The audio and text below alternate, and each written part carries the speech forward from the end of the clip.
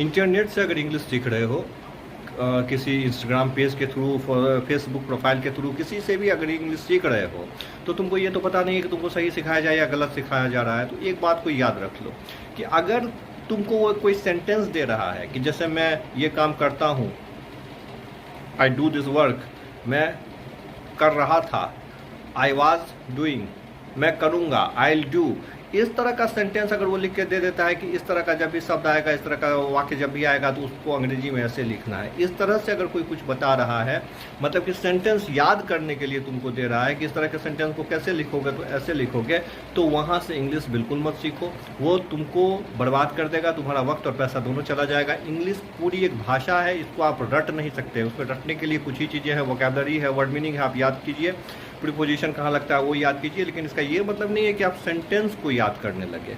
इस तरह से अंग्रेजी नहीं समझा जा सकता है। उसके लिए पास्ट है, उसके लिए सब्जेक्ट वर्ब एग्रीमेंट है, मतलब कि प्रॉपर आपको व्याकरण पढ़ना पड़ेगा, वोकैबुलरी याद करना पड़ेगा, और ये इतना मुश्किल नहीं है। 6-8 महीना में आप अपनी इंग्लिश अच्छी कर सकते हैं। लेकिन अगर कोई प्रोफाइल, कोई पेज, कोई इंटरनेट के थ्रू कोई व्यक्ति या कोई पेज अगर आपको इस तरह से अंग्रेजी सिखा रहा है कि वो पूरे कथन को जो है इंग्लिश में ट्रांसलेट करके आपको याद करवा रहा है, तो आप समझ लीजिए कि ये फ्रॉड है। इस तरह से आपको इंग्लिश कभी भी किसी को नहीं आ सकती है। हमारे चैनल को फॉलो करें। जय हिंद।